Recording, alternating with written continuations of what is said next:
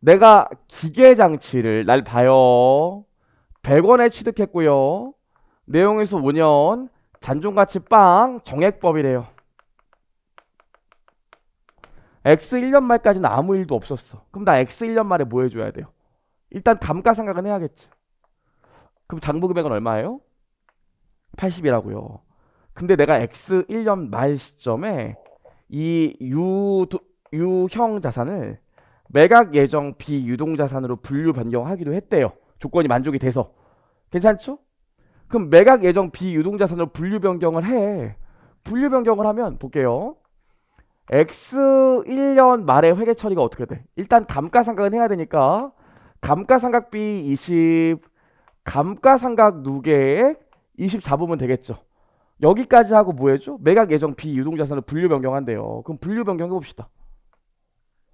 분류 변경하면 어떻게 돼요? 기계장치 취득원가 100원이 없어지고 감가상각 누계액 20원이 없어지겠죠. 그리고 여기 뭐가 와? 매각 예정 비유동자산으로 80원이 올 거 아닙니까? 신분이 바뀌면 뭐 한번 해줘야 돼. 우리 학생이잖아. 나중에 합격하고 만약에 학원에 찾아오진 않겠지. 나중에 합격하고 수습의 날 문자만 보내줘도 그렇게 고맙더라고요. 선우야 잘 있니? 고맙다. 뭐 그렇다고요. 그리고 고마워. 합격하는 거 찾아오는 거 바라지도 않고 불편해요. 할 얘기도 별로 없는데 사실 축하한다 이거 한번 하면 되지. 근데 길에서 만났어. 어머, 와, 너 공부할 때 안 그랬는데 합격했더니 와 잘생겨졌다. 신분이 바뀌면 재평가를 한다고요. 아, 당연한 거 아니겠어? 신분이 바뀌면 재평가를 한다고. 그럼 여러분 봐봐요. 신분이 바뀌면 재평가를 해야 되는데 매각 예정 비유동자산도 신분이 바뀌었으니까 재평가를 해야 될 거 아니야. 그럼 어떤 금액으로 측정할까? 매각 예정 비유동자산. 1번 공정가치. 아니에요. 얘는 당장 처분할 목적이기 때문에 처분했을 때 얼마 받는지가 중요해. 그래서 순 공정가치 측정합니다. 근데 사용가치는 왜 비교 안 할까? 우리 일반적으로 회수가능액 이런 거 쓰잖아요. 회수가능액은 순 공정가치와 사용가치 중 큰 금액이지. 근데 사용가치는 왜 안 쓸까요? 그렇죠. 이제 팔 거기 때문에 사용가치를 몰라. 그래서 매각 예정 비유동자산은 첫 번째로 어떤 금액으로 측정해요? 항상 순 공정가치와 장부 금액 중 작은 금액으로 측정합니다. 좀 이따 줄 쳐드릴게요. 근데 순 공정가치가 40원이래. 그럼 이만큼 뭐 잡아주시면 돼? 매각 예정 비유동자산도 요만큼 손상으로 40 인식한다고요. 그래서 회계 처리가 어떻게 되냐면 재분류하고 나서 장부 금액과 순 공정 가치 중 작은 금액으로 손상을 인식하기 때문에 손상 차손으로 40, 손상 차손 누계액으로 45개 되죠. 그럼 굳이 BS를 한번 그려보면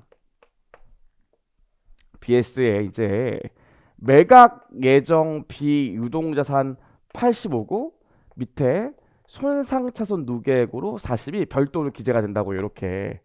근데 궁금한 게 그거예요.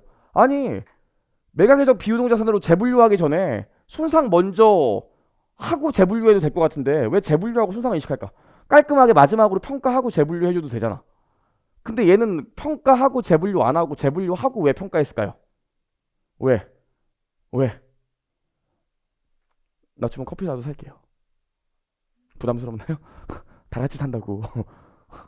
여기 많은 사람들의 커피가 학생한테 달렸어요. 왜 그럴까요? 야, 이게 다 실력이 느는 거야. 그쵸? 왜 그럴까요? 왜 그러면 왜 그래요? 여러분, 유형자산으로 재평가를 하게 되면 유형자산은 회수가능액을 기준금액으로 하기 때문에 일단 측정치가 달라요. 그쵸? 유형자산은 재평가 모이면 공정가치, 손상이면 회수가능액을 기준으로 하지만 매각예정 비유동자산은 순공정가치를 측정 기준으로 하기 때문에 맞춰지지가 않아 측정 기준이. 아시겠습니다? 그리고 또 뭐 매각예정 유형자산으로 손상차손 누계액을 잡았다고 칩시다. 그럼 나중에 대체하면 다 없어지고 그냥 매각 예정 비유동자산으로 40이 올 건데 나중에 회복될 수도 있는데 그거에 대해서 회계 처리를 할 수가 없잖아요. 그래서 항상 분류하고 나서 재측정해요.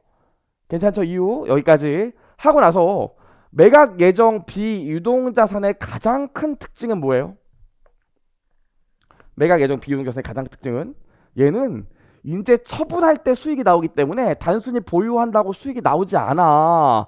그래서 감가상각을 안 해요. 감가상각을 할 이유가 없다고. 그 장부 금액은 여전히 40이야. 근데 X 2년 말에 여러분 얘는 순 공정 가치가 내려갈 수도 있고 올라갈 수도 있는데 순공정가치가 올라갔대. 환입 인정해줘요, 안 해줘요? 매각예정 비유동자산은 당연히 환입도 인정해요. 환입도 인정하는데 얘는 기준소에 한도가 있는데 뭐라고 돼 있냐면 전기 이전에 손상차손을 인식한 금액을 한도로 한다고 그랬다고. 그래서 요 금액을 뚫고 올라갈 수는 없지만 내가 손상차손 인식한 금액까지는 환입이 다 돼요. 괜찮죠? 그 만약에 순공정가치가 70이었다고 하면 요만큼 얼마? X 2년 말에 뭐는 해줄 수 있어? 환입은 잡아줄 수 있으니까 손상차손 누객 30 없애주고요. 환입으로 30은 인식할 수 있어요. 괜찮죠? 여기까지. 그럼 잠깐만 좀 정리를 해봅시다. 지금부터. 매각예정 비유동자산의 후속 측정. 첫 번째, 어떤 금액으로 측정해? 매각예정 비유동자산의 장부금액은 어떤 금액이 와야 돼요? 우리 장부금액이랑 이거 좀 웃기네. 장부금액과 순공정가치 중 작은 금액으로 옵니다.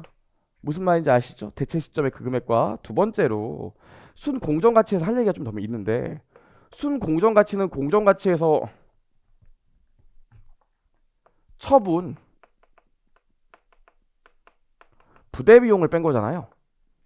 그쵸? 좀 이따 기준서 책 보겠지만 이렇게 있어. 여기가 X 1년 말이고 이때 분류했는데 매각예정 비유동자산을 분류했는데 X 2년 말에 실제로 처분할 것으로 예상돼. 분류하고 나서 1년 후에 처분해도 된다니까요. 요 경우에 이 시점의 공정가치는 110원이고 요 시점에 처분 부대원가가 11원이래.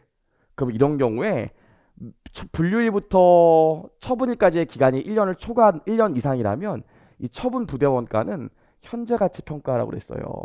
만약 이자율이 10%면 11원 나누기 1.1 한 개 처분 부대 원가가 돼서 순 공정가치는 100원으로 측정한다고요. 조금 지엽적이긴 하죠. 그렇죠? 하지만 아셔야 될 게 뭐 처분 부대 비용은 현재 가치 평가한다. 괜찮죠? 여기까지는. 자, 두 번째. 후속 측정하게 되면 얘는 뭐 안 해? 감가상각은 안 해요. 감가상각을 안 하기 때문에 뭐해? 얘도 내용의 수가 비한정인 무형자산과 마찬가지로 매기말 손상 검토를 합니다. 매기말 손상 검토를 한다는 소리가 무슨 소리야? 순 공정가치가 조금이라도 떨어지면 그거 다 비용 처리한다는 소리예요. 유의적인지 유의적이지 아닌지를 따지지 않고. 괜찮죠? 계속 더. 나 안 끝났어. 자, 여기까지 하고 나면 감가상각은 안 해. 근데 내가 이 해당되는 자산을 취득하면서 돈을 빌려온 게 있대. 그럼 이거에 대한 이자 비용을 계속 인식해야 돼, 안 해야 돼요? 당연히 인식해야지. 저기요, 저 이제 돈 안 갚으려고요. 아니 왜요? 매각예정 비유동자산 분류해서요. 끊을게요. 말이 안 되잖아요. 그래서 감가상각은 안 하지만 요 자산과 관련된 기타 비용이나 이자 비용은 계속 인식하죠. 어렵지 않죠? 세 번째로 이거 그림 보면 다 알 수 있는 거니까 뭐. 세 번째로 뭐 환입도 인정해. 다만 뭐가 있다고요? 한도가 있다고요. 한도가 뭔데? 전기 이전에 인식했던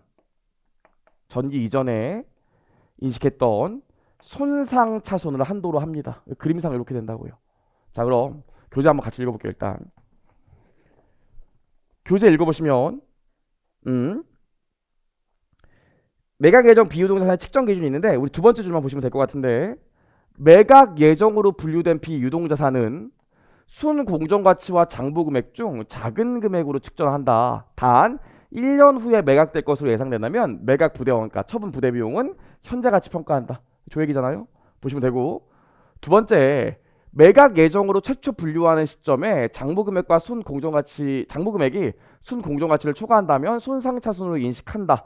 나와 있고 밑에 과거에 인식했던 손상차손 누계액을 한도로 손상차손 환입을 당기 이익으로 인식한다.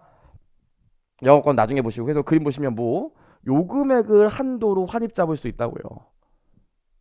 괜찮죠? 여기까지 봤고 다시 위에 보시면 매각예정 비유동자산의 상각 나오는데 매각예정 비유동자산은 상각은 안 해. 왜? 보유하고 있다고 수익을 창출하지 못하기 때문에 상각은 아니어요. 다만 뭐는 할 수 있어요? 이자 비용이나 기타 비용들은 계속 인식해 줘야 됩니다. 어렵지 않죠? 여기까지.